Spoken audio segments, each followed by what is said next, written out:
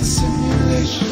Wake up in solitary. Wake up, it's imaginary. And don't you know your life is worth more than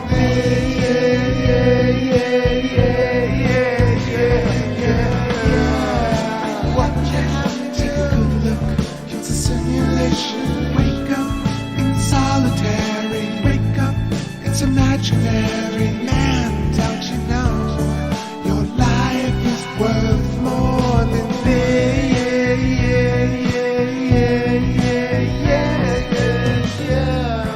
Catch me if you fall, catch me if you're low.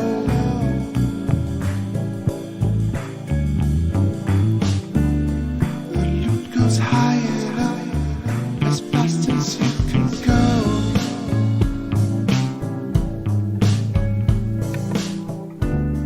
Oh, catch me if What up, y'all? catch me when I'm interrupting Catch to say what's up to everybody. 7:55 on the clock. Central Florida, edge of space. What's going on? I see One Last Try 9. What's going on? Marky Rizzo, Aram Borax, and everybody just trickling in, getting ready to take off a little tonight. So back on the 11, facing east, and we got the moon coming up at 99%. Nearly full. Tomorrow it'll be 99.8, I think. And that'll be full, but this is pretty much there, but you can see the Terminator on the left coming in.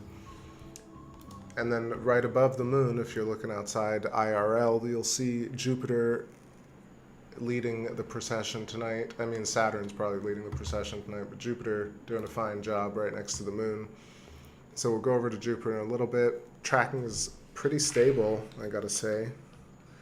And I hope everybody's doing great. We'll continue with the tunes here while everybody comes in. The title of tonight's show is The Moon Who Sold the World. And yeah, just talking a little bit about, I guess I want to talk about consciousness all the time.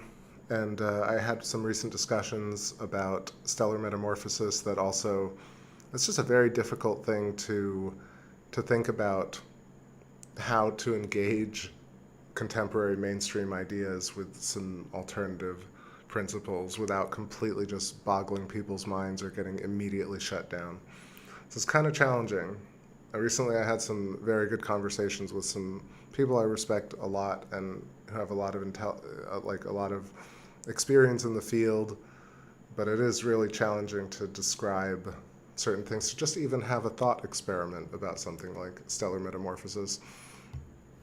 But I'll talk more about that in a little bit. Let me know how y'all are doing tonight. It is Saturday night. Feeling good, feeling great. Today I was craving having a BLT, but I don't eat meat anymore, so I got some kind of plant ham, and that worked. But I got real mayo, real white bread. I made myself a BLT-ish. It was pretty good. But I had that hankering for a BLT, you know what I'm saying? It's been a while. Okay, so let's play the tunes. This one is called Scroll, Scroll, Scroll. Let's go for the Electric Blood. Kind of go in reverse order tonight. I've been waiting on the street for days. Don't treat me like a fool. I've been sleeping on the streets for days. Don't treat me so cruel. I've been waiting on the porch for days. Don't treat me like you're cool. I've been waiting on the sea for years. I've been waiting for the secret all along. Let me know what you say. Don't you know what the soul can see? Singing about this dream so long for you. I've been dreaming about the song. So long for you, I've been singing about the song. So long for you, I've been dreaming about the one with you. I've been singing about the stream. long for you till I see the color of your eyes reflected in the same picture I made for you. Oh Lord, if you know what brings it, and you know what soul can sing to, and you know what brings it, and you know what soul can. We got it all. It's what brings it out, and you know what soul can sing. Got us electric love, what brings it out, and you know what soul can.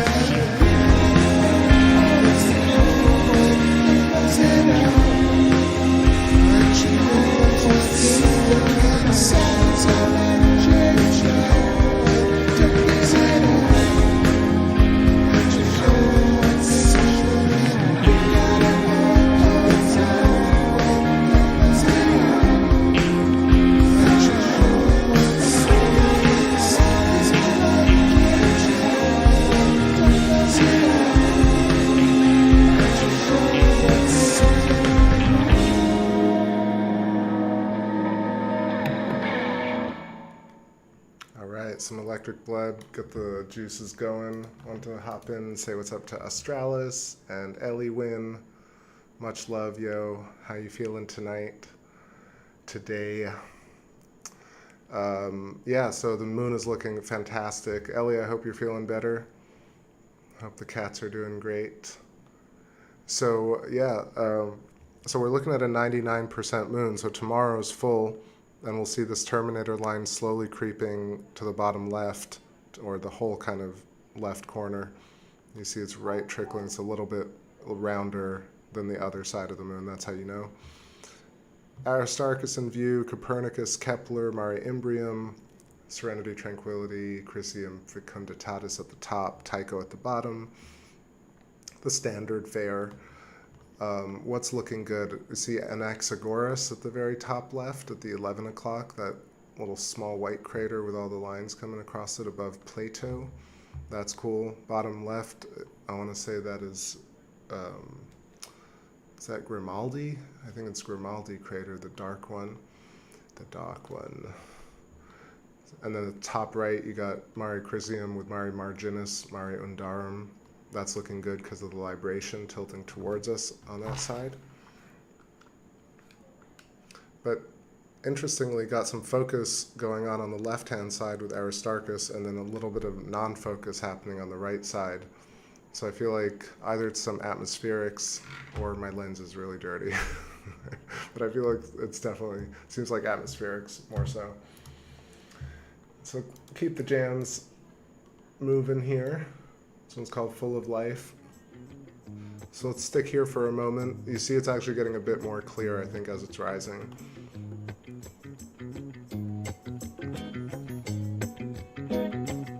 Eight o'clock coming in hot.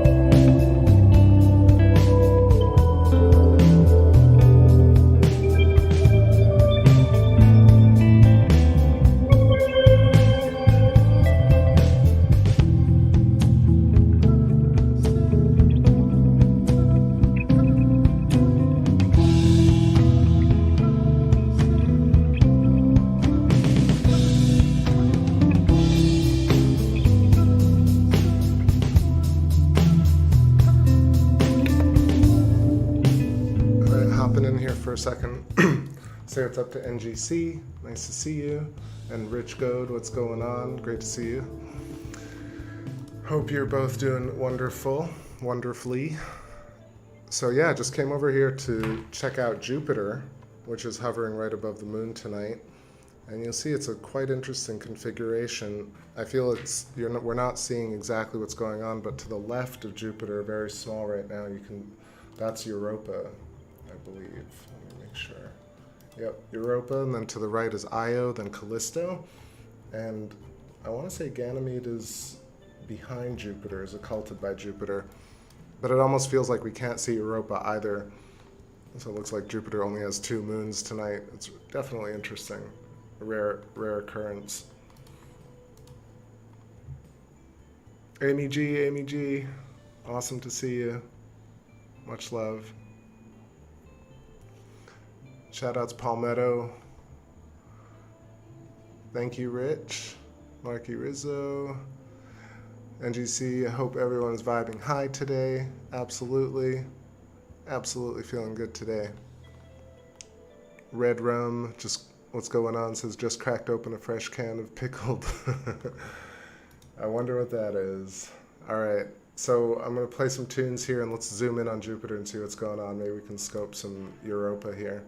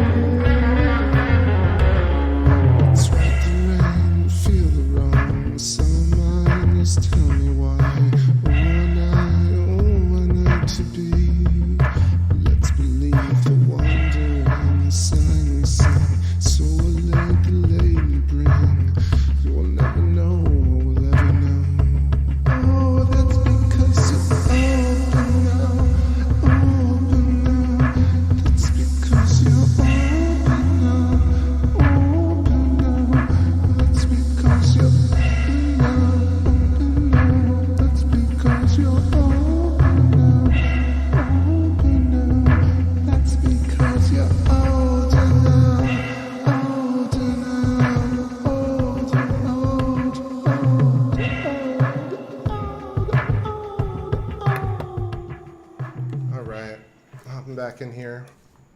So I was just adjusting the scope. We're on the 11 tonight, so I just wanted to get the scope, the camera direct to scope with no other focal reducer in there, no other lens. And yeah, it's looking really great. I'm trying to reduce the amount of chromaticism here. You can see the orange fringing. So the moon is right under Jupiter right now, so it's affecting its detail as well. But this is really not bad. You can see some of the darker flow from the upper bands, and we can see the great red storm, great red spot. So I'm just trying to adjust some of these levels to get it looking good. Yeah, so if we let it settle a little bit, and it will also rise a bit more, we'll get some even more detail. I want to say hi to Sagebrush and D. Zerda. What's going on? Welcome if you're still around.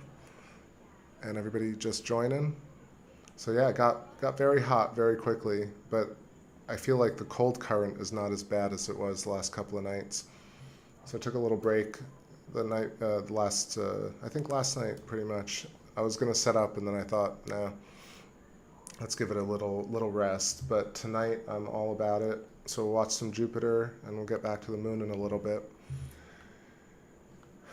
Had a long discussion about stellar metamorphosis with a friend yesterday, talking about Jupiter and talking about how planets either clump together to become planets and moons, and you know, the idea of what Jupiter really is. Like, is Jupiter a star or a brown dwarf, or is Jupiter a planet? And did Jupiter form by clumping of matter in an accretion disk and a protoplanetary disk, or was Jupiter once a star? And so it was very interesting having this conversation with a friend of mine, and we kind of got into a lot of nitty-gritty, but it was quite difficult to really get him to see, just to even have a thought experiment about it. But not in a bad way, just in a really interesting way. Very smart guy. But that's what I've been thinking about, just like where planets come from. Do stars become planets? Why are we stuck with this whole accretion disk model? And do we see that happening in nature, and how does that really happen? And then I also checked out some of the DART mission diverting the asteroid stuff. Like, that still requires a bunch of reading because there isn't a ton of data on what's happened since then.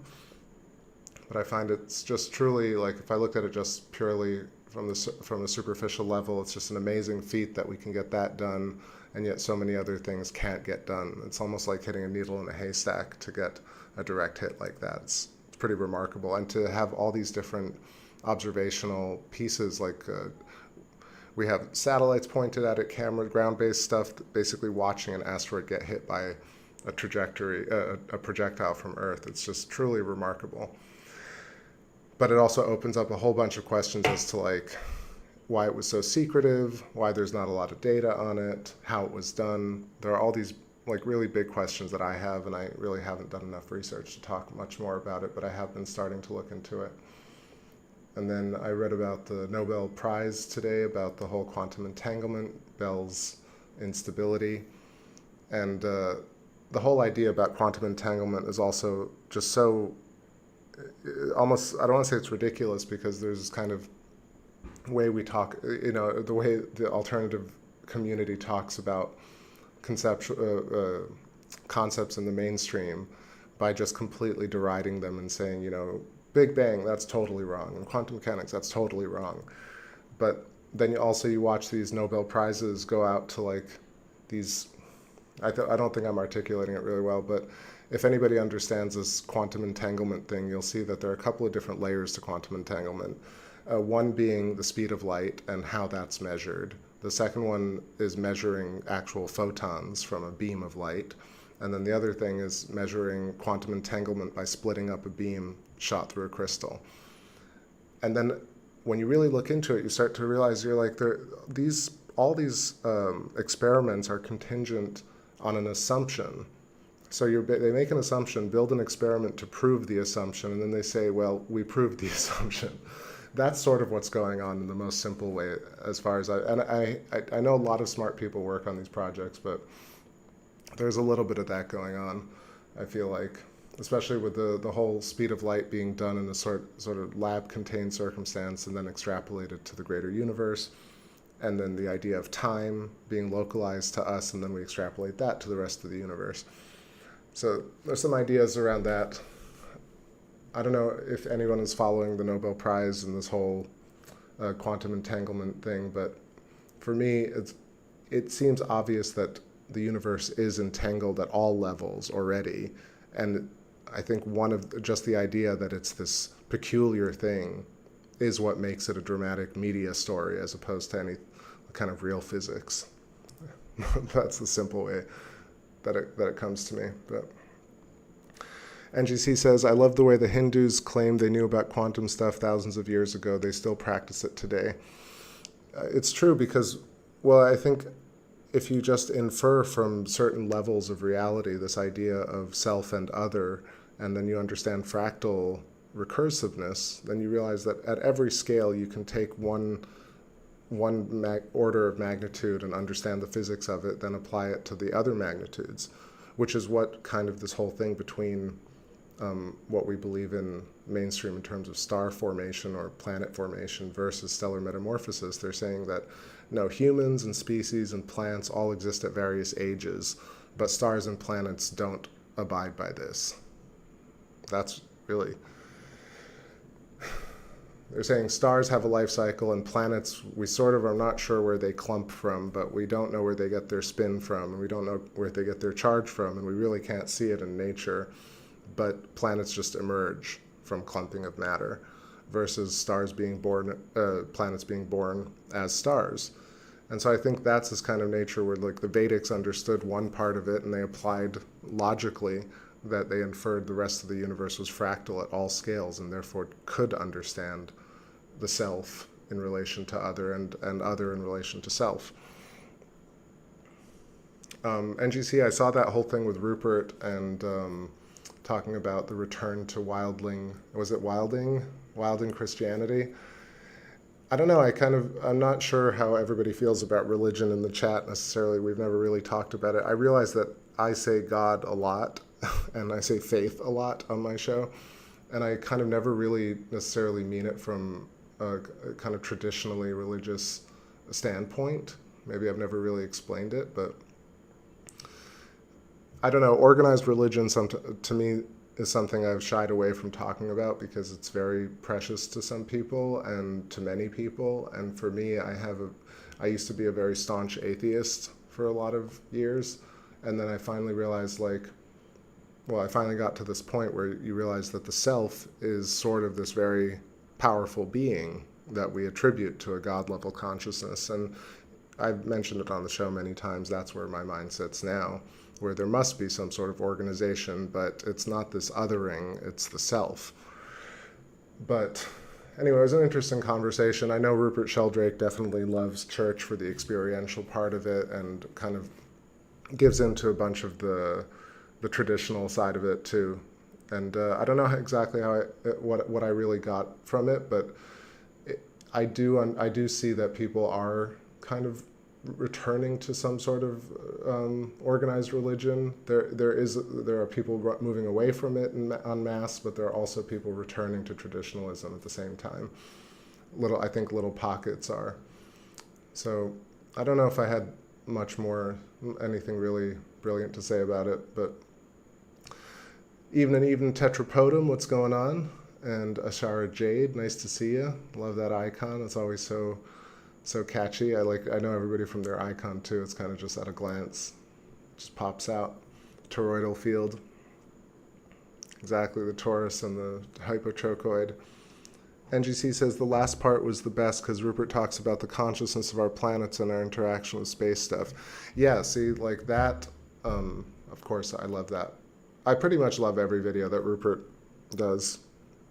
But I think the first whole part of it is, I don't know, it's interesting because I don't have much to say about, I don't really want to say people shouldn't follow their religious beliefs because I think it's just a very judgmental, kind of negative approach to life to tell people what they should or shouldn't believe in.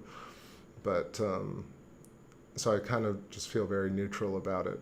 Although, I would imagine that this idea that the self is a god is probably not a neutral feeling about things.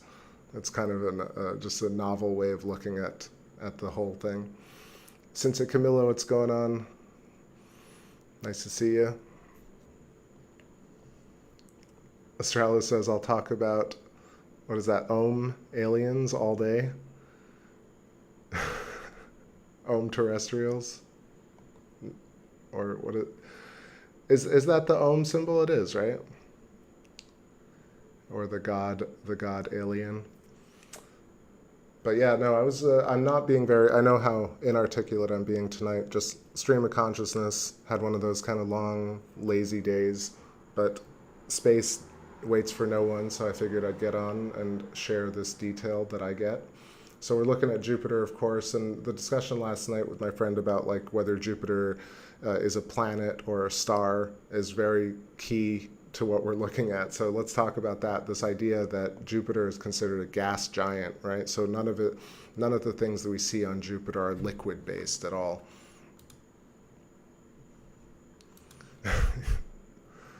Nice entrance, Shockwave. What's going on?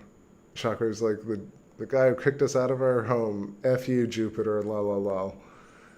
So yeah, in electric universe cosmology, we got stories about Jupiter and Saturn switching places, moving around, being our old sun, not being our old sun, the polar configuration.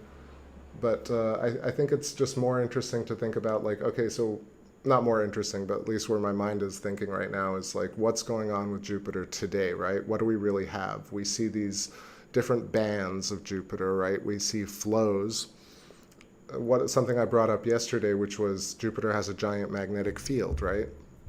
And so in contemporary cosmology and physics, we have this idea that things have a dynamo and things have a gravitational field.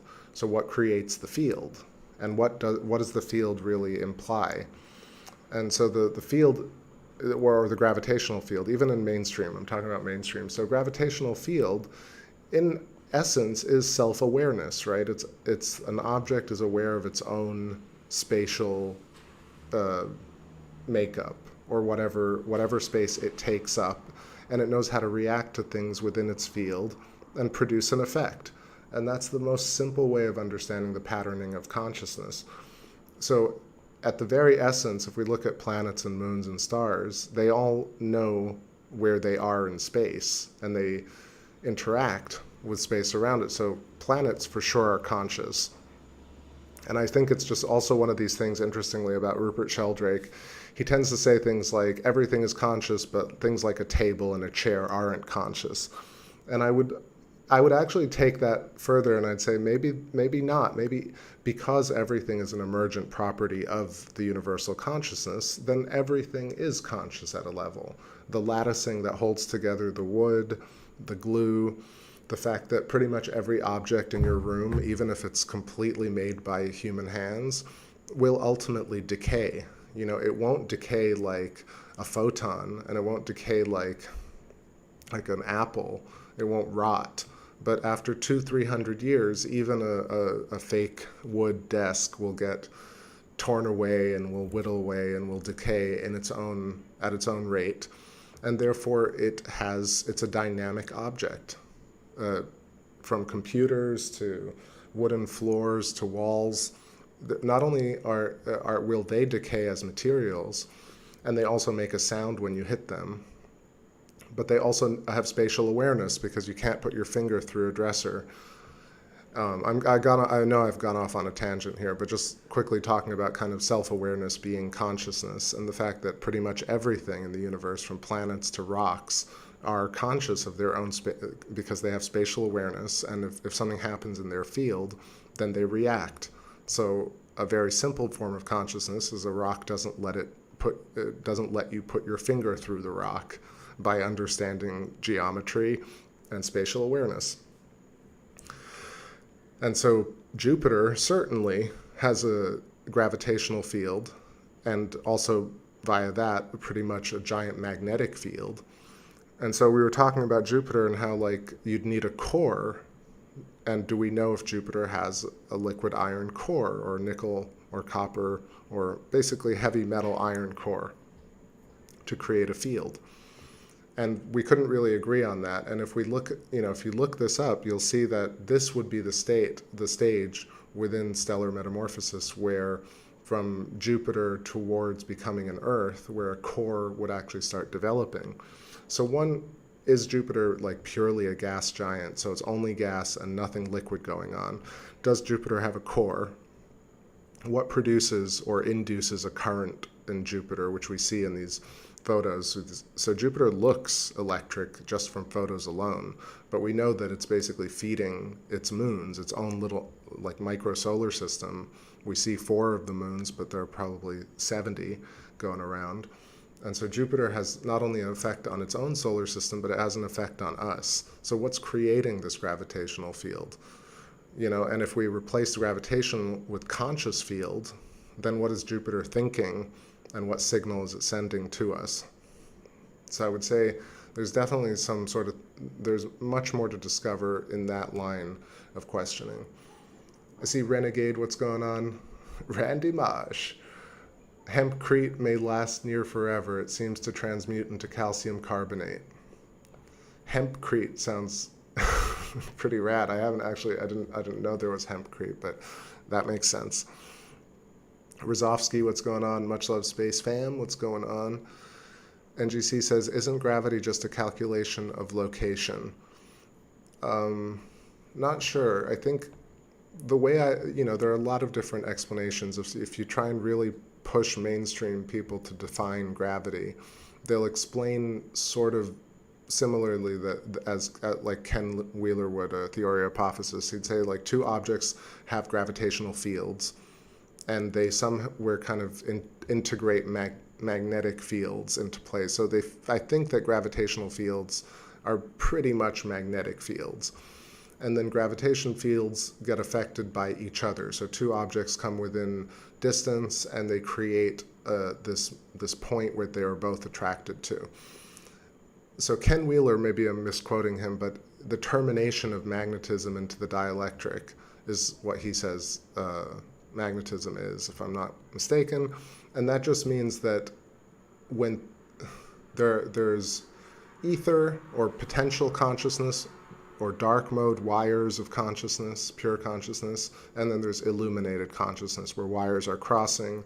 You have Markland convection creating sparks, and these sparks are stars that turn into planets. These sparks are human embryos that turn into people. These sparks are ideas that turn into concepts and stick in our human, in our not just human, but in our world memory, our universal memory. Yo, what's going on, Frederick Fogg? Yeah, I'm up and running, survived that Ian, and really got blessed this area. So, and then we get these amazing couple of weeks of weather after that. So yeah, so I was thinking a lot about like Jupiter's magnetic field and its influence, Jupiter's consciousness, Jupiter's counter-rotating rings. So we have these currents going across Jupiter, right? Not only do we have intervals, but we have this idea that Jupiter spins faster than Earth, right? What could cause that? Jupiter is obviously much more massive than Earth. And so we were talking a bit about, I was talking to my geologist friend about this, and we were going back and forth, and then we started talking about the concept that Jeffrey Walensky proposes, just this thought experiment about how in humanity we see, if two people are standing on a street and they're 40 years old and they look at a baby and they look at an adult, you can infer that a baby ends up being an adult. You wouldn't say that that baby is a different thing than that adult. And when you see a plant and a flower, same sort of thing. You see a tree and a fruit and all this stuff. And so nature, fractally, does the same sort of thing. There's an evolutionary cycle or a metamorphic cycle to objects and instantiations of consciousness. Like even ideas grow and become multi-threaded and more mature and ultimately die. Or don't. Some live for a very long time. So why do we have this idea of stars being different things than planets? So we're looking at space and we're saying stars and quasars and galaxies and nebula are one thing. And then we're seeing something like Jupiter, like gas giants, those are one thing. And then we see something like the moon and Mercury and Mars, and that's another thing. And then Earth is its own special thing. And also humans happen to appear on Earth. And it's a very strange thing how like we're stuck. We aren't, look, I personally don't feel stuck by it because I don't think that's correct anymore. But as a species, we're kind of stuck thinking about it from this really distorted perspective, this very myopic way of looking at things. When stellar metamorphosis, just as a concept, the idea that it applies holism and metamorphic cycles to stars and planets and brings them all together, that alone should set your mind going and give us some really great springboard action in terms of new theories and concepts. I just saw, yeah, Shockwave saying Thunderbolts video is awesome. That just popped up before I started streaming, so can't wait to go watch it. Let's see, I'm just reading some of these comments here.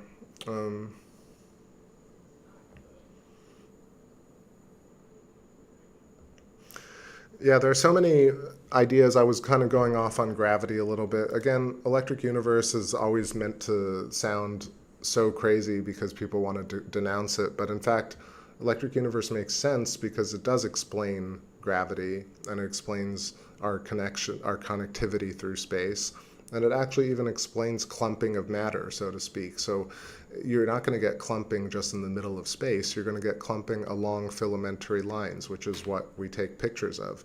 When you look at space photos, things are clump, you know, quote unquote, along long strings or filaments, either magnetic ropes or Birkeland filaments or electrical filaments or the connectors of space or the wiggles of space, whatever you want to call it. But this is really what's going on no matter what way you look at it. But yeah, let's play a few tunes here. See lots of people hanging out tonight. I was talking about a few different things, but mostly enjoying Jupiter. And to the left, we've got Europa, so I'm going to change up the aperture. Let's look a bit more. You can also see the Great Red Storm moving across, and we'll get back to the moon as well.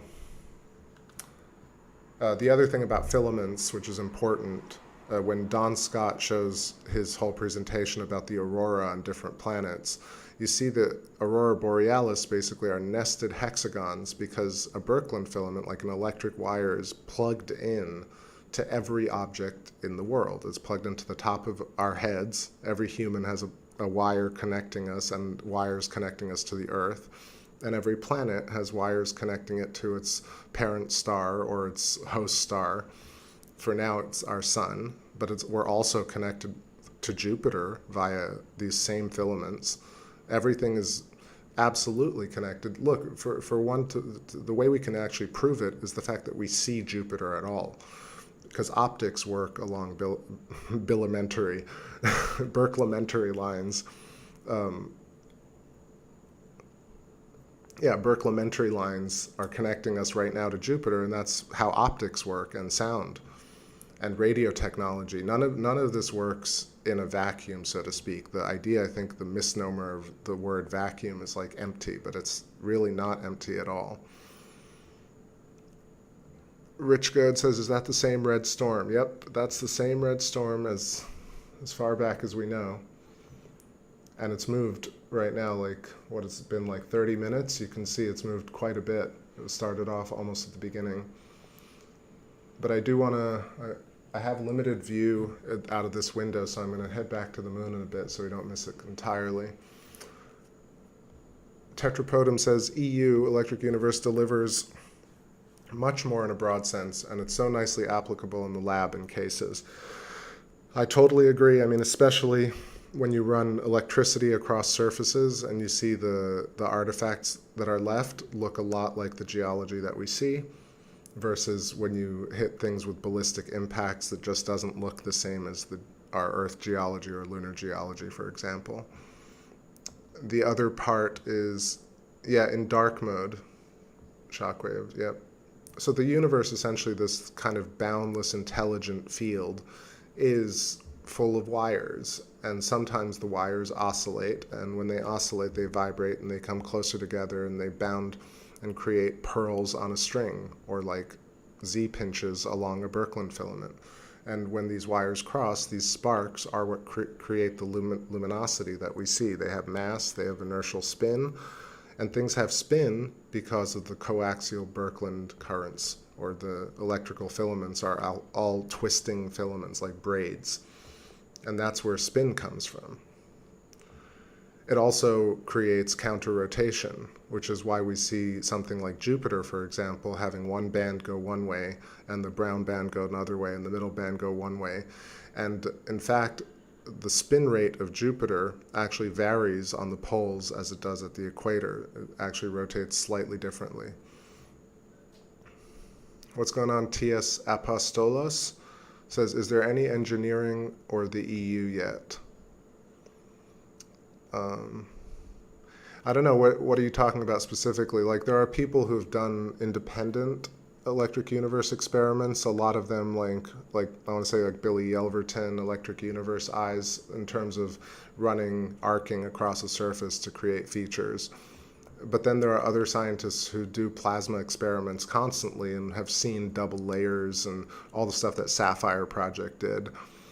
Electric Universe doesn't immediately imply free energy devices, right? It's not exactly like that, even though Electric Universe does actually immediately imply anti-gravitic technology and fuel-efficient technology immediately. So that's how for me, ufology is now a man-made thing versus a necessarily extraterrestrial thing, which at some point it might have, the human race was like, well, I don't think mankind could ever make anything anti-gravitic. We'd obviously need aliens to do that.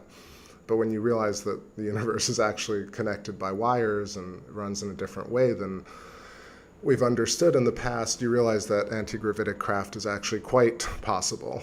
And it would make more sense that it was our people that did it. I see Atavium in the chat. What's going on? Insane how fast that red spot's moving. It really is. Yep. So yeah, exactly like Shockwave was saying, Sapphire Project, SAFIRE, was an experiment that was done to show how an anodic cathodic situation would happen and create double layers in a laboratory.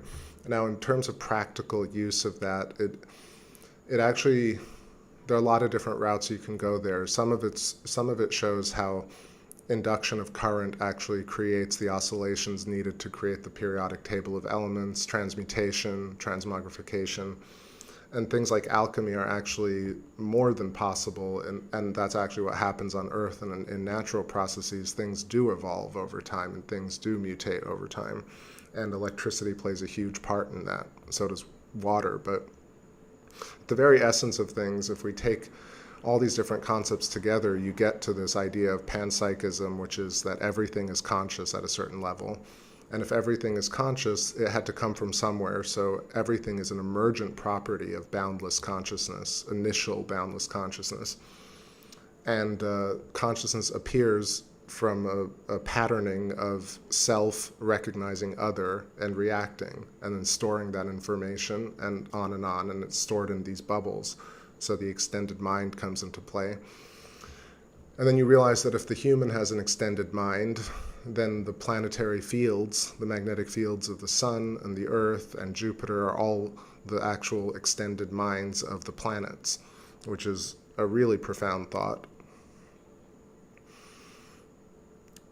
So one of those things, so in terms of the practical uses of Electric Universe, it's for me, fundamentally, Electric Universe allows you to understand the nature of the universe in a much more broad sense and how things are connected. But if you break it down into little avenues, it's a lot of different things, right? It's like, for me, understanding field or the electric field and the extended mind allowed me to understand how optics worked, how we see things, or how you hear things, or how you feel things. When you walk into a room and you can feel the field. Right now we live in a mainstream idea where people are imagining this interaction. Oh, I sort of felt that you were going to call me. Oh, I feel like my dog understands me. Oh, when I hear things, the air around my ear vibrates. When I see things, a photon enters my eye. These are really abstracted, like very confusing ways of understanding the self and major interactions that we do on a daily.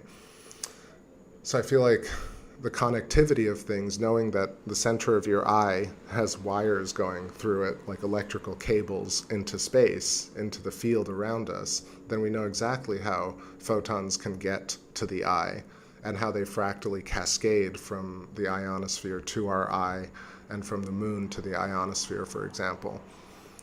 So optics, understanding of optics, understanding of sound, understanding of self, understanding of consciousness, these are the 4-5 huge things that emerge from Electric Universe for me in terms of understanding. But of course you could add so many other things, like how to understand string theory and quantum mechanics, how to understand what we see in space in terms of objects and why they look the way they do, and why humans look the way they do. So something really great to ponder is how, if you take any type of randomness, if you know what a Rorschach blot is, but if you take any type of randomness and you fold over the paper and you create symmetry, all of a sudden you have order from chaos. So neg entropy from entropy. And this idea that Dan Winter talks about how essentially we live in an entropic potential universe that implodes into the matter that we see by negentropic function. So we are creating implosions as we look at something. We're actually collapsing the wave of potential into an actual object. So we're co-creating layers of reality independently and collectively, and so is absolutely every object is helping to create this moment of now bubble. And then we reflect on the past bubbles and create the next bubble. So that's a little thinking. I know it is kind of broad, right? When I talk about it, I think, gosh, there's so many different layers to this and so many different ways to talk about it. But that's just some of it. The main thing here is that when we look at a planet or a moon or a star, or when we look at the human body, then we can understand the structure. And the structure being this nested toruses, nested tori, like donuts, and the hypotrochoid, or the hourglass, and these cables connecting everything, these wires. And if you want to see the wires close up, just look at your hand. If you look at the palm of your hand, you'll see these Lichtenberg patterns. And these are literally an imprint of the wires in space. And why wouldn't it be? We are echoes of space, or stardust, if you want to use the colloquialized term. Lots of chats in here. I see T.S. Apostolo says, have you seen the work of Bob Greenier and low energy nuclear reactions, or Eric Lerner? Yeah, I actually linked to LPP, is it LPP Fusion? LPP Fusion, Eric Lerner's stuff. He's definitely doing more than Sapphire, but you don't know what Sapphire's doing because they kind of went dark for a bit, interestingly. It's probably due to some sort of funding or some sort of government stuff, who knows? But more so, I think if we take away, just as a common individual, the fact that Electric Universe provides a foundation for learning about the universe is really the simplest and biggest thing to take away from it. It also allows us to think about things with new ideas and a new blade versus to continue to uphold these traditions and antiquated thinking and say, look, if it doesn't jive with what this guy said 200 years ago, we can't even talk about it. I think that's a bit more like where we're going. Think about it, like food. You have all the master classes. Every chef tells you all the secrets. Music, you have all the greats telling you every little secret about how their process works. We have instant access to mastership of music, of fashion, of food, on and on and on. When it comes to cosmology, you ask a question and you're either an idiot or you have to fall in line. There's just no room to talk about anything potentially new, change the recipe, change the chef. And that's just a weird thing for science, where it should be just the total opposite, right? This should be the only part where we're constantly checking new ideas, introducing new ideas, having discussions, and not needing to prop up 100-year-old scientists to say, well, if this guy said he didn't get it, then no one should get it. And that's in a way what this whole quantum entanglement emanates from. It was a bad assumption to begin with. And then Einstein read it and said, I don't like it. In so many words, he basically said, I just don't like this idea of quantum entanglement. I can't wrap my head around it. And therefore created a paradox that was never a paradox to begin with. They're purely referencing what happens in nature all the time. Basically, quantum entanglement, in the most simple terms, is the fact that they're saying matter-of-factly that the universe is actually connected via something across vast distances, or at least 3 miles, but they're also saying vast distances. And this should come, one, as no surprise, and two, is the way the universe actually works. So they're saying this really obvious thing, we're going to make it sound really fancy and very serious and very dramatic, and then we're going to create like a dramatic media shitstorm or hype storm over it, and pull the rug over people's eyes and give people an award for a non-practical, false assumption and falsely measured, and I say false, not maybe intentionally, but measured via virtual mathematical constructs. And there's a lot of math that you can write that's not actually physical reality. You can write beautiful equations that don't actually become physical reality. So, yeah.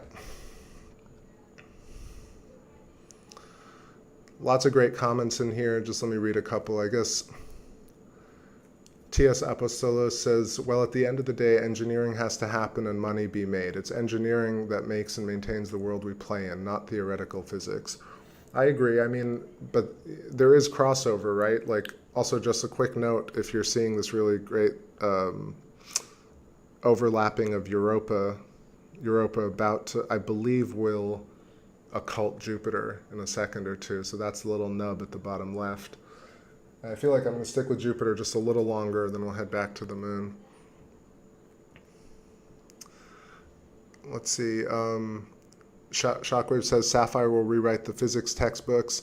Like, I love Sapphire Project and Montgomery Childs and Michael Claridge. Super cool and the whole thing about Sapphire was great, is great. However, kind of just the practical use of it is one of these things where I feel like we need just some sort of interaction on a level that allows people to have questions like the ones I'm talking about. Like, what is the practical use of this? And nobody really talks about it. I've seen the Demystify Science podcast with Wal Thornhill and Don Scott, and you talk about, like, and I don't want to turn around and do like a turn and say I don't love all these cats, because I do. I love the fact that, like, Electric Universe in whatever capacity is getting out there. But I really feel like it has to kind of progress a little bit further in terms of, like, why won't, the Jeffrey Walensky, for example, Stellar Metamorphosis, such a powerful idea, 10 years in the making, and yet no reference to it on Thunderbolts Project. He makes a video not calling out, but trying to communicate with Pierre Marie Robitaille. No response to that. And there's this weird kind of like,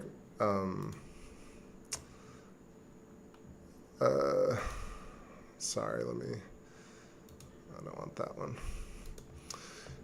Yeah, but anyway, trying to do it here, trying to tie all these things together. Like, Rupert Sheldrake should be on Thunderbolts Project, like, regularly, right? And Rupert and Eileen McCusick should be talking, and we should bring in somebody like Eric Lerner to talk to Ken Wheeler, and on and on and on. But wishful thinking. Either way, we just know that, like, from Christian Birkland to Maxwell to Sapphire Project, there is this thing called plasma. There are things called double layers. There are things anodic and cathodic, or anodes and cathodes. There's electrical connectivity in the universe, and that's, I think, the big thing. That's the main thing here. So even if there are little bits and pieces that everyone can garner from it, I think fundamentally we're moving from a universe that is an orphaned, isolated, luck-based universe where God rolled the dice and somehow Earth appeared and humanity and consciousness appeared, versus a universe that is holistic, connected, and makes sense because we actually made ourselves and brought ourselves here as the organizer and the experiencer of the thing, of the whole. Like integrating Vedic technology, Vedic understanding, integrating Hinduism and Buddhism, integrating quantum mechanics, integrating Big Bang cosmology or evangelical cosmology. So yeah. All right, trying to read a couple more comments. Anything else here? All right, I'm gonna get myself a drink. So this is looking really great. A couple more minutes on Jupes, and then we'll check out the moon again. I feel like I've been negligent with the Luna, but that's okay. Let's play some gold in here for Jupes.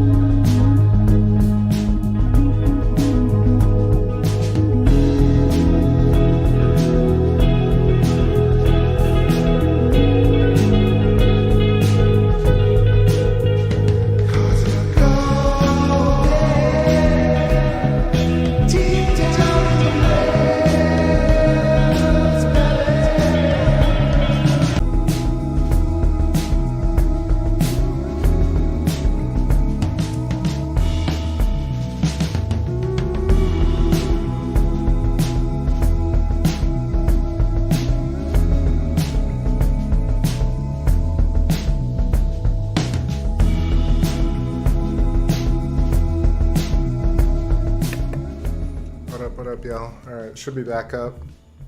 Did that old thing of just freezing. They just got to reboot OBS and it's all good. I see YoQ in the chat. What's going on? It says it's a banger. That was the end of Golden. So hop in here, just chat a little bit more. Back here at the moon, looking really amazing. So this is the 11-inch with the camera and no other glass. And we're up here seeing Mare Crisium at the top right corner with Proclus looking amazing. Mare Undarum, Mare Marginis at the top right. These very interesting kind of melted fields. Ashara Jade makes a good point, says, reminds us of David Lapointe, which are the primer fields or the primer fields. About 10 years ago, turned my world upside down, turned our world upside down. I actually watched them around the same time. I really didn't understand it as well as I do now, but if you go and find the primer fields, Primer, and David Lapointe, he shows this idea of really nested geometry, nested magnetism, spirals, pine cones, implosion theory. He was pretty ahead of it. A lot of, at the same time, I was kind of looking into the Walter Russell stuff, the Russellian math, and then also looking at Thrive and some of the Nassim Haramein work. But you really don't see how it actually all fits together until you see the connectivity of electric universe, or really just electrical cables and filaments going through space, and how all of that can actually produce the matter that we see. I think a big part of it that people don't understand is like what's really happening at the quantum level. And every object at all, from a table to a person to a rock to a planet, if you really break it down to the smallest possible components, to an atom, to the atomic structure, you ultimately get probability functions. You get concepts of recursive patterns and different oscillations and different little tiny quantum particles that are all pretty much the same thing. And therefore, you and I are like rocks, like planets. Planets are like us at every scale. And so I don't know if we can take these isolated experiments, for example, something like the quantum entanglement stuff, or what is that thing called? Crookes. Is it Crookes experiment? The Crookes tube that they figured out the speed of light when they send a beam of light through a crystal. This idea is happening within a construct that's already made of light. So it's really weird how like we have these experiments that seem like, well, they're not tainted by the fact that we ourselves are light, taking experiments, doing experiments with light and saying, well, this is how light behaves, and not taking into account that we as humans are also made of the same stuff we're perceiving. There's just no two ways about it. So let's see. Definitely seeing some little birds tonight. I don't know if they're UFOs. It's pretty noticeable when there's a UFO or an object that we can't identify of sorts. Shockwave says, let's see.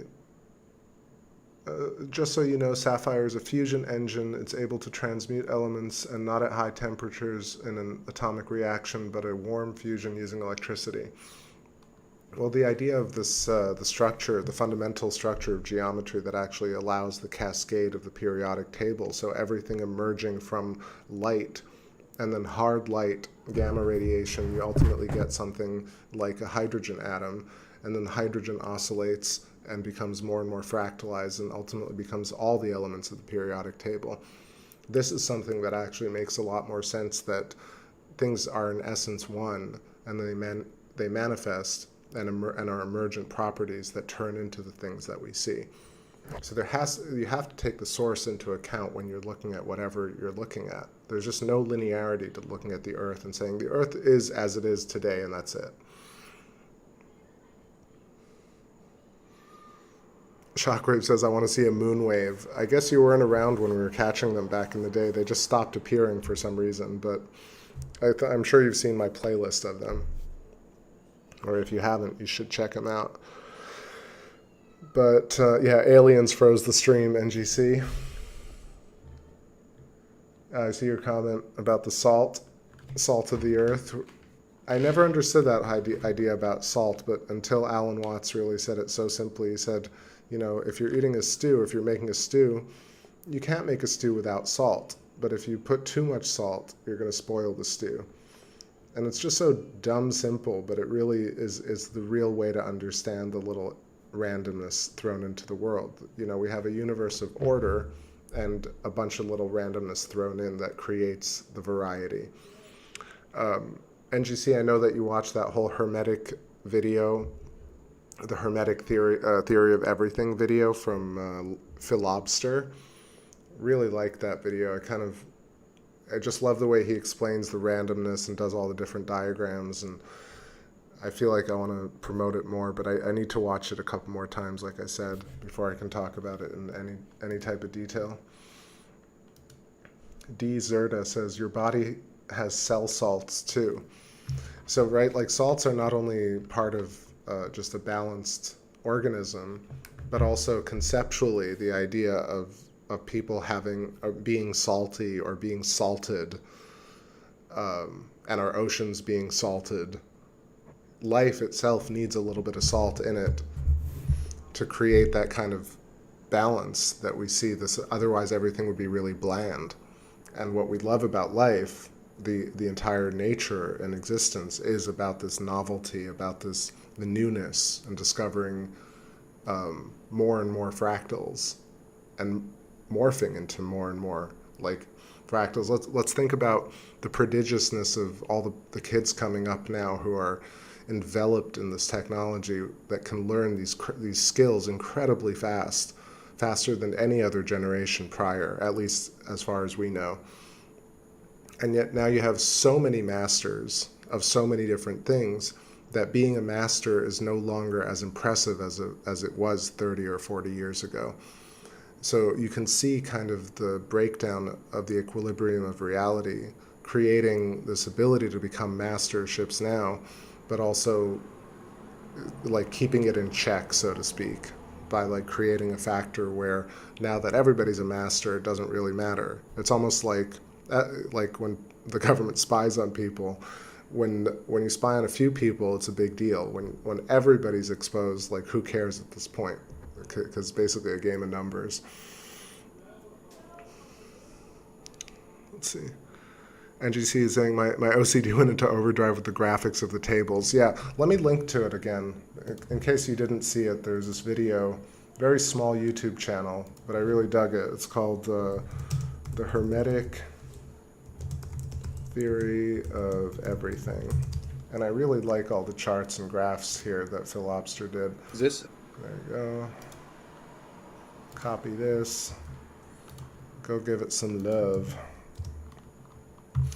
And also, while I'm at it, going to link out to Jeffrey Walensky, because, gosh, that cat really deserves a few more viewers and some listeners. Mr. Walensky. At least for me, I mean, the stellar metamorphosis stuff is just so giving, and it's almost as big as finding Electric Universe for the first time. When I watch Jeffrey's video, they're like, man, that's absolutely crazy. Shockwave says, I've been accused of being salty. You definitely, like, I certainly have been accused of being salty. I feel like I'm always a bit salty. Let's see, D. Zerda says, the Red Sea in the Black Book, I think, is our blood. When you cut your finger and put it in your mouth to stop the bleeding, you know your blood is salty. Yeah, exactly. Interestingly, though, it made me saying cut your finger, this idea that things are in balance, right? Like, people tend to wonder, they're like, when I say you're God or we're God, the fact that you can feel things is the same reason that you can cut your finger. And the same reason that you can burn your tongue is the same reason that your tongue can actually taste things. So having the human experience as we know it, or the experience of being conscious, comes with a set of paradigms which enable you to feel the lightest of sensations against the skin, but also the fact that you can cut that same skin. So it comes with the pitfalls of having the sensitivity. And in that sense, if you really consider, pun unintended, but pun perfectly placed, is that this is the key here. The key is to understand why we live. We live as a payment for death, and we die as a payment for life, if you want to put it in kind of simplistic terms. Like, you wouldn't go into a shop and steal. Most of us wouldn't. Some would. And some people want to live forever. Jedi Princess, what's going on? Awesome to see you. Shout outs the city. Shout out to New York. If you're still there, I don't think people get out of New York. I got lucky. Escape from New York, but hope you're doing great. Let's see. Shockwave, what are you saying? Shockwave is saying Saturn was our sun during humanity's uprise and our creation. That includes cats and dogs and all life on this planet. I think it's possible. I mean, like, neither Electric Universe nor mainstream cosmology nor stellar metamorphosis precludes the idea that Saturn may have been a brown dwarf star, and that Earth and Mars or Earth and or other planets may have been in orbit around Saturn and then changed ultimate orbit or structure later on.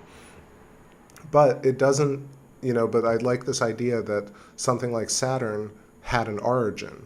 Right now, we don't really know in mainstream like where the origin of Saturn is, what the origin of Uranus is, Neptune, Jupiter, or even the moon.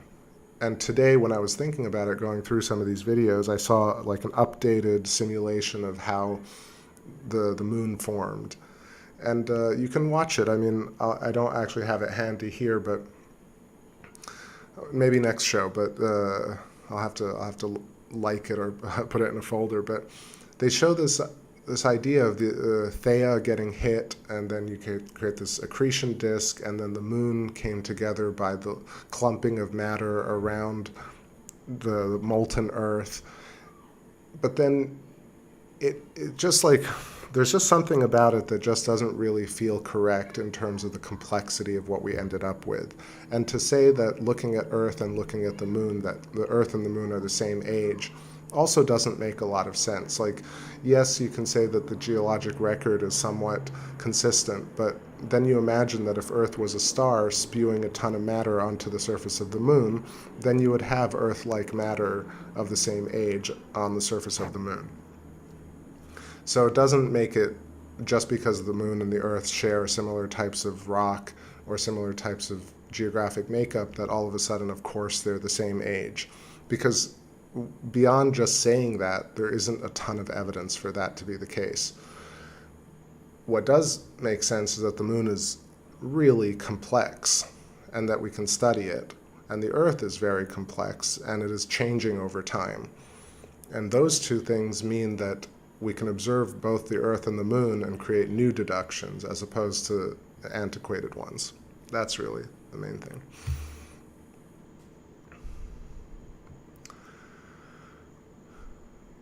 At Atavium says Rational Wiki really doesn't like stellar metamorphosis. I mean, it is crazy if you follow the stellar metamorphosis saga or whatever. Pretty much just watch Jeffrey's videos and read the comments.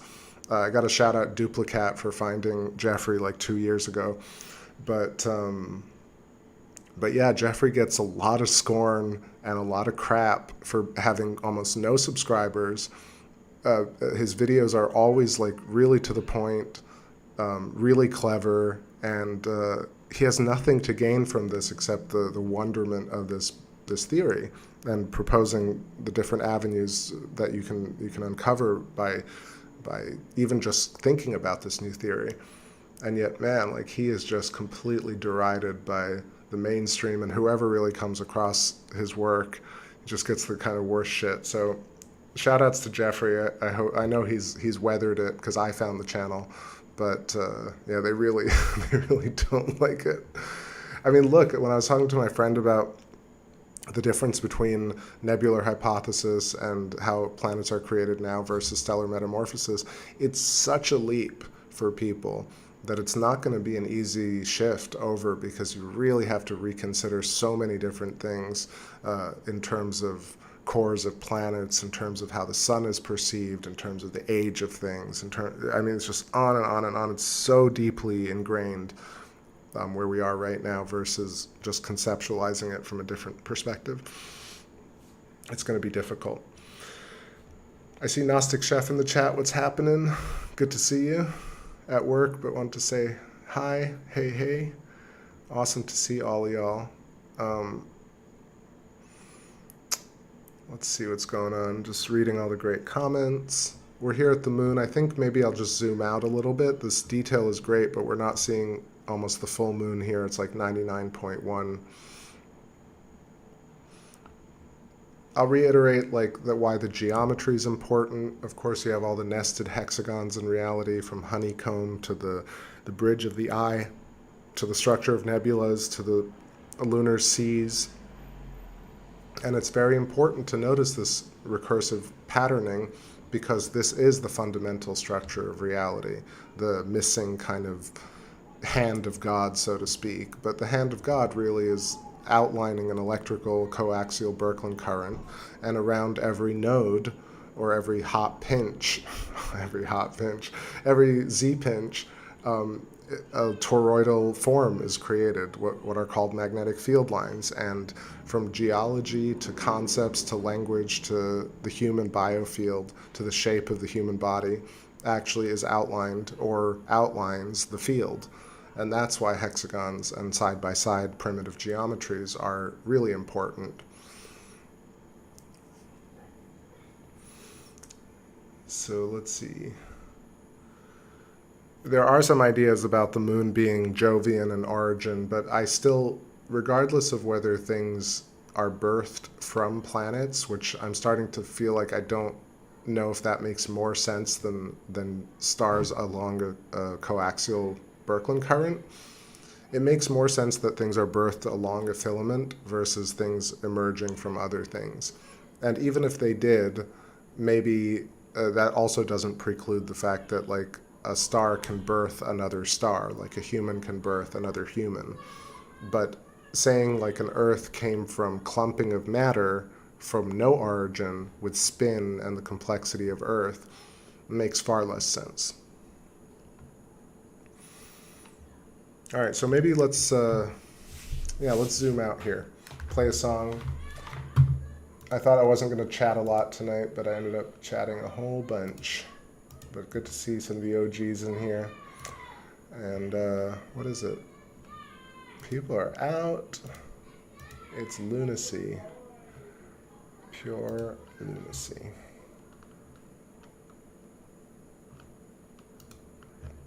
What tracks are we going to play here? And if you missed Jupiter, I was on Jupiter for a bit. So if you jump back 10-15 minutes, you'll see some nice red storm action.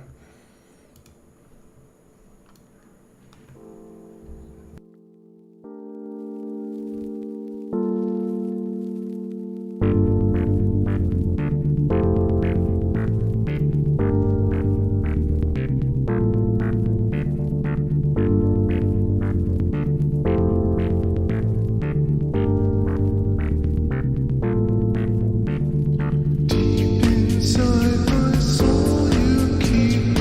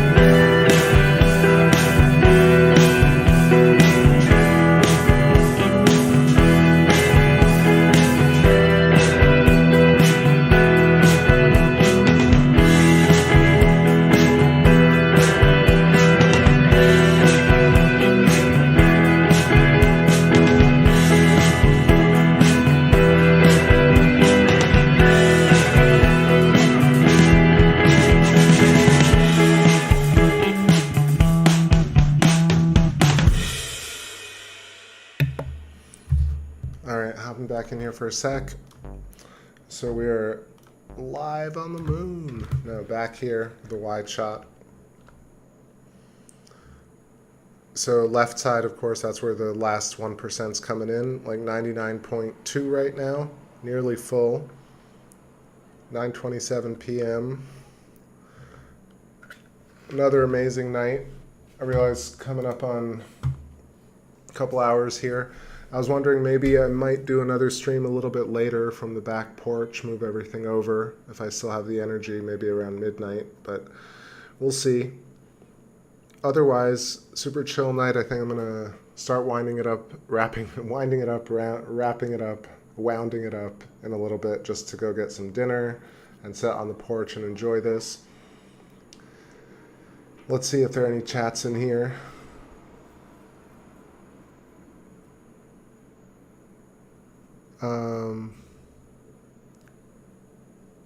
Is my timestamp wrong? 8:10:22. That looks right. Oh, on my thumbnail is wrong, I think. Because I had that from the other night. That could have been wrong, but the timestamp should be okay in the actual live stream. I see Dagger Spells, what's going on? That's some beautiful moonage. I just show it. Moon does most of the work here. But I was trying to get it balanced on the left-hand side. You can see right past Aristarchus, it's kind of bleeding in a cool way, like almost like a black mark curling in. Not so much relief detail tonight in terms of zooming in, you know what I'm saying? Like you can see the nice parallel paths coming off of Tycho at the bottom, Mare Crisium up at the top, Mare Marginis and Undarum, that's some nice detail as well. But yeah, coming up on full, this is when everything kind of gets washed. But we had some really nice visuals of Jupiter, and then Saturn, of course, is a bit further over. I can't see Saturn right now. I told y'all earlier I was craving BLTs today, so I went shopping and bought all the stuff to make, like, not cheap white bread, but white bread nonetheless. White bread BLTs with lettuce and avocado, and I'm very excited to make more of them. I made one as soon as I got home. I was like, all right, I gotta have this. I was craving it. So today's a BLT Saturday, and I appreciate y'all hanging out with me for a little bit here with our moon and Jupy and me rambling a bit. I know I wasn't super articulate today. I mean, lately I've just been feeling like overwhelmed with the amount of information that is in my field, especially because I want to share it. I also want to make a documentary, but I'm also trying to be zen about the whole thing and not be so evangelical about sharing the wonders of the universe. You know what I'm saying? Like, the whole point of being zen is that once you figure it out, you're not supposed to go out and be like, hey, let me tell you how things work, right? That's so not zen. but you know, we're chatterboxes, like Watts says. That's the whole thing here. Is that what was it? It was the Shobo Genzo NGC. It was one of the great scholars was like, what was it? It's those who know do not say, no, those who do not know speak the most. Those who, well, no, I have no idea. Wait, let me rephrase it. It's, those who know do not say. Those who don't know have further instruction, or need to subject themselves to further instruction. And yet, he said that. That's the quote. And he's referring to the fact that the scholars who ultimately understood Zen, or understood the self, and by understanding the self, really, it's just letting go and being cool with things, delegating the universe to the other, which is also the self. And the way you do that is by recognizing the self and having the experience of understanding that the actual actual existence and the human body is more proof than anyone needs of the fact that we did this whole experience.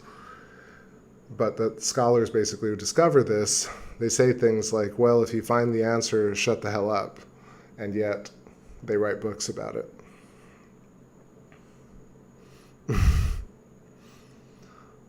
Let's see. Oh, Jedi Princess says, no, it's me, I've been away. I must have not realized he's in international date format. Yeah, that's the one it kind of came into. I guess that's true.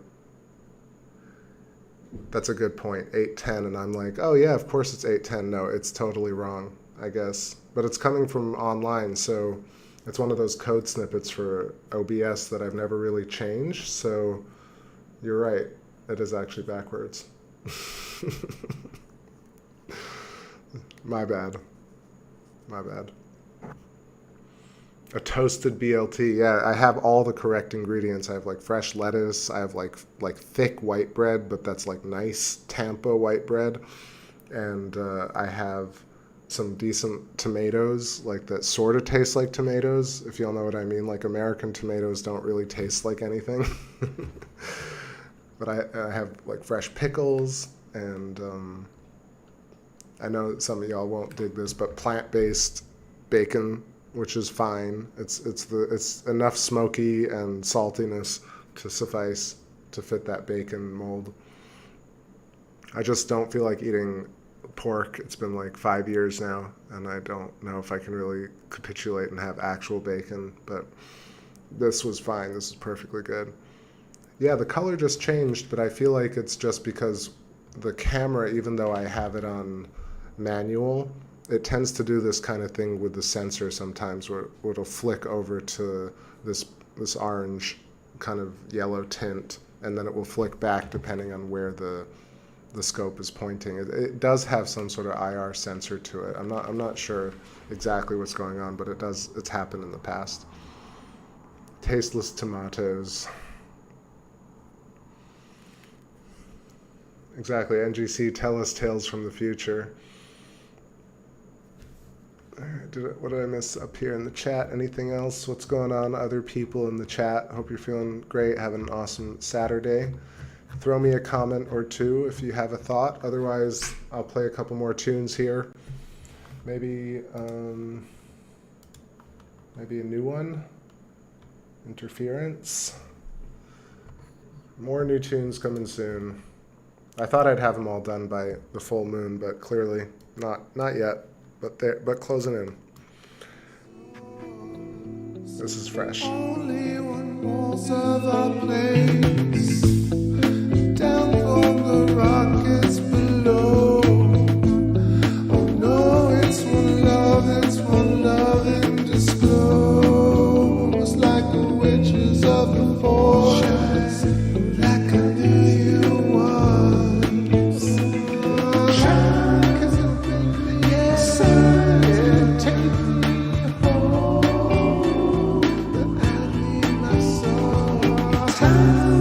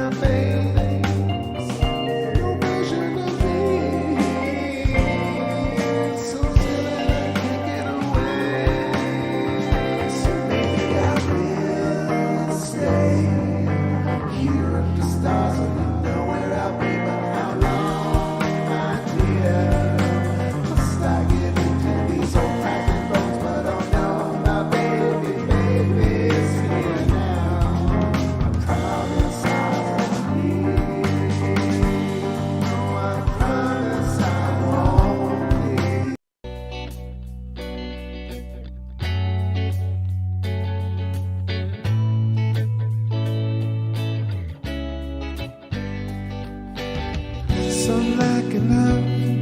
What mystery or love? In between the record, I found light had turned to dust. Rockets on the beach, oh, when you just went to leave. I believe what's told, our story carries out. Oh, breath so inspiring. Oh, it's nothing like you thought it though. One day there's nothing left to do. All this love we find falling into place with you. Long enough or I'm gonna lose my mind. Oh, bring some evidence, come and rub this down.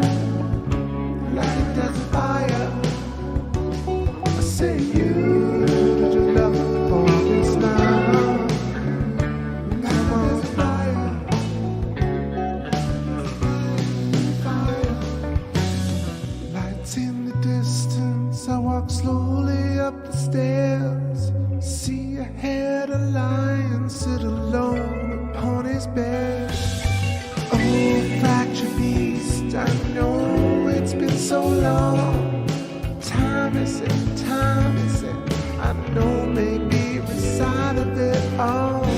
Go on, inform. Oh, sand is like the mine and scattered soul. I let it go. Sigh, like I'm all reaching out. Left my home for 7 nights, trail along for 7 lives. Let the whole heart say, come and throw this out. Like my desert fire, say you've been trailing on so long. Like my desert fire, fire, it's down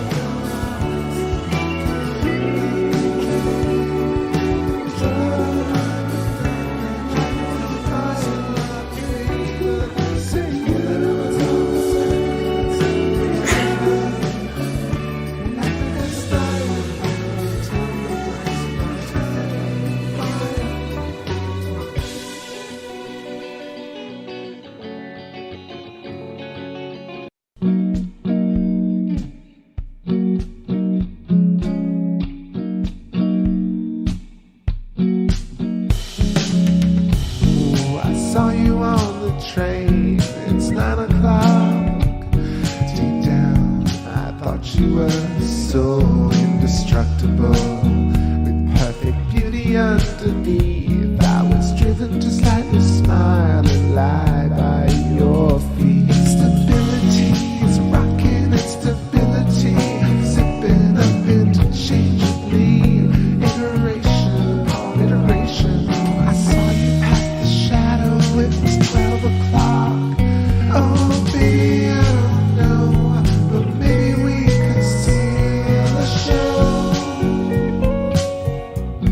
Don't need the opera.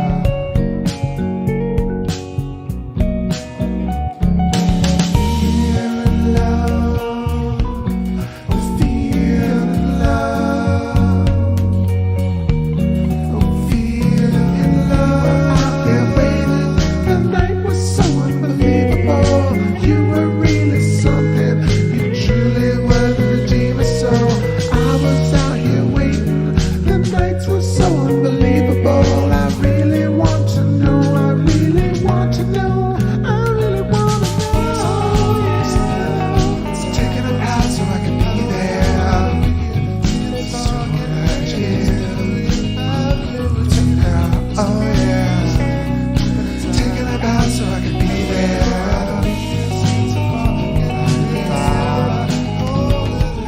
So yeah. Taking a path so I can be there. So I can be there.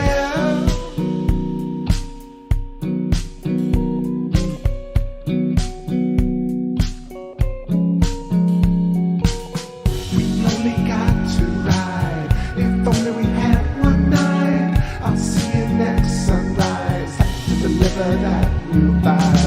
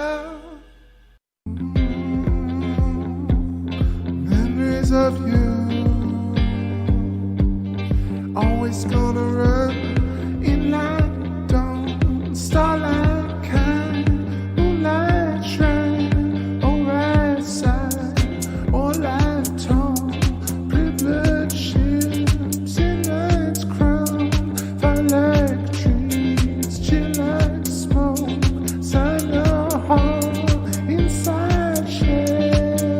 Where are you? I've been here, so restless on this soulless spiral. All I know is everything we think about is gold, electric soul.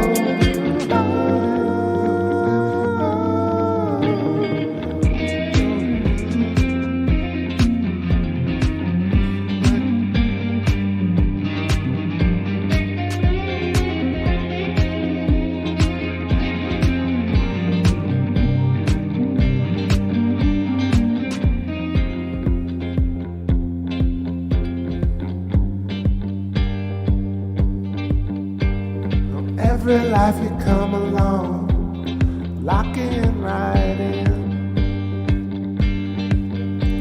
Oh, every night it comes about, knocking right in.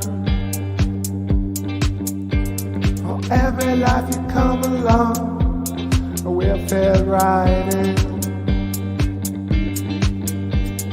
What you say to life completed, don't you sound conceited. This song is soulless spiral. All I know is everything we think is out of love. I know I sound conceited.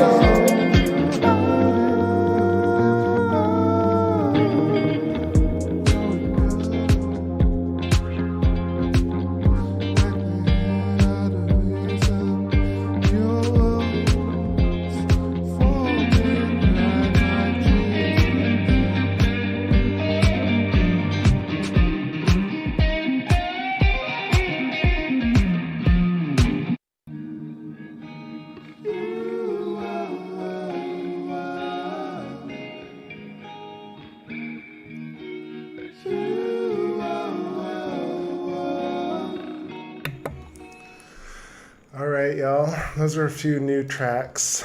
That last one I'm going to play through at one point. That's not the correct mix, though. I think I have a couple more that I can play here, but we're losing the moon on this side, so I'm just going in for a quick deep dive. So much love in the chat. It's making me feel great. It's very empowering. I'm thankful for y'all. 9:47 on the clock, Saturday night. Like I said, I might do another stream later from the back porch. If not, I'll try and catch y'all again tomorrow for the full moon, and maybe do a live show tomorrow, play some live tunes. Warm up before. Jedi Princess, so glad you joined us. As always, Mary, so nice to see you. NGC, you too.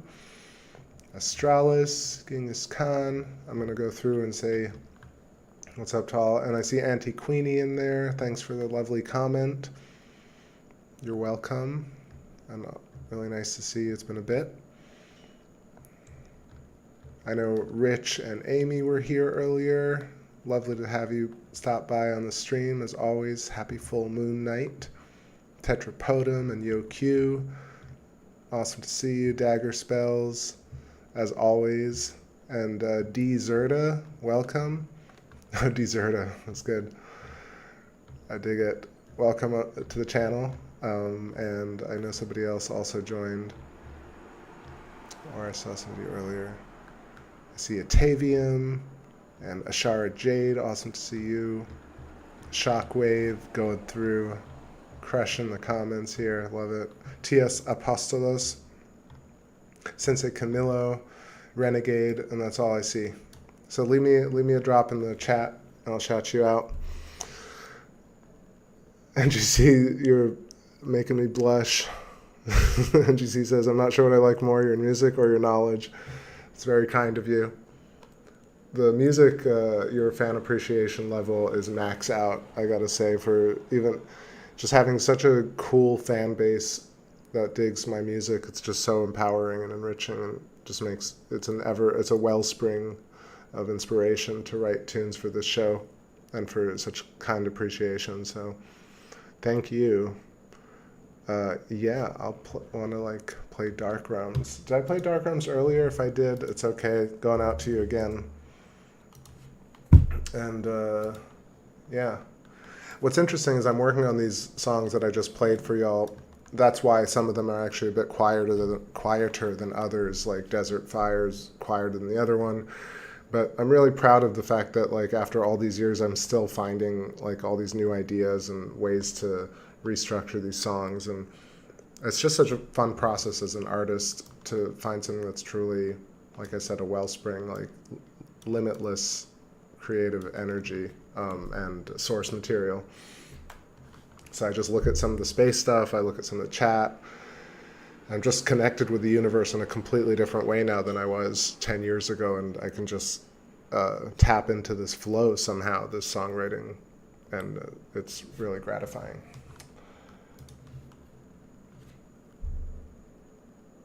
And yeah, so we'll throw on this Dark Realms, and then I'll end with a new song. And we'll just go around here a little bit, like quick zoom tour. Mare Crisium looking really great tonight. You can see that region to the top right of Mare Crisium. That's Mare Undarum and Mare Marginis underneath that. We rarely see, of course, this kind of detail. It's because the moon is tilted towards us. It's vibrating, and then Proclus, the very bright white crater with the 3 sharp rays coming out of it. You can kind of see the same sort of thing there with 120-degree corners, right? It's essentially the corner XYZ coordinate system, and 120 degrees are corners of hexagons. So yeah, let's go in here, play the tune. Going out to Tetra. I can feel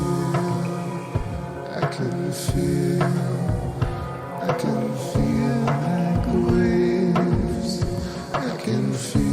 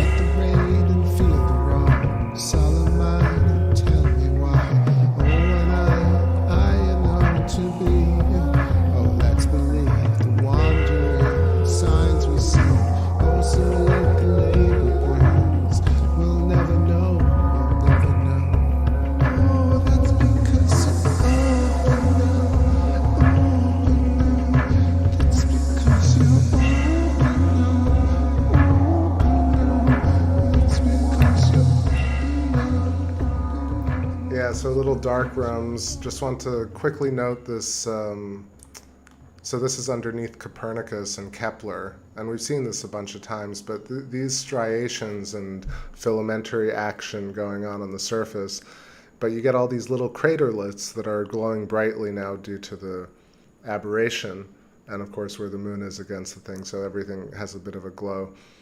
But if you just think about it in terms of like stars grown along filaments, this is like a perfect encapsulation from overhead, 2D almost, of seeing like the little nodes or nodules along the filamentary lines. So if you just squint, it almost looks like when we see shots of interstellar space, of the cobweb nature of the filaments and stars along the pearl strings, or the pearls along the strings. So anyway, this is underneath Copernicus, and it just reminded me of that for a moment. So let's see, there were a couple of new tracks. Let me see if I can just play one more, something I really haven't played at all. Let's see, this one. Maybe I didn't upload it. Maybe I didn't upload it, that's what happened. Oh well. There's something to look forward to. Let's see, I'm just looking for one more thing. Let's see, maybe I uploaded this one.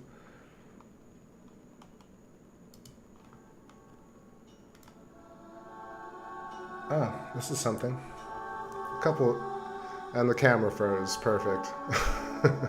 Damn. Alright, well, I think we saw a bunch. I'm going to let this be the last song here and then fade out the thing because no need in resetting it. It's a perfect reason to end it. But I appreciate everybody. Have a wonderful rest of your night, all the OGs and my close fam. Yeah, it just froze. I don't know what's going on tonight. Glitchy as hell. If it's not the internet connection, I get that sorted out. It's the damn camera. I feel like maybe it needs a hard reset at this point. But anyway, it held up as much as it could. Mike Archangel says, oh, cool, Mike Motes. Awesome. Says, obvious that's electrical scarring. To me, you know, of course, that's how it feels. But I always leave room for people to have an alternative opinion. But it's so obvious that if you look at your hands and you look at lightning bolts and you look at geology on the moon, there's a pattern recursion there. And why wouldn't there be? Like, it's much more logical that it is actually coincidental and pattern recognition as opposed to like, oh, you're pattern recognizing, that's a throwaway. That doesn't make any sense to me. Yeah, it's actually good timing. I'm gonna actually make some dinner, relax a little bit, enjoy this Saturday, and like I said, I'll try. Maybe if I feel up to it, I'll stream in like a couple of hours. I'll move all the stuff to the back porch. We'll see. Maybe not. But otherwise, it's been a fun show. It's a couple hours anyway. Thanks for hearing me ramble and appreciating the music. And we'll play this Nimble Numbness, or Over the Water, and close it out for tonight. Take care, Space Family. I appreciate you. I'll see you real soon. From a long and away distance, lies traveling away from me. Now we decide on its new mission. Count our stars on through the trees.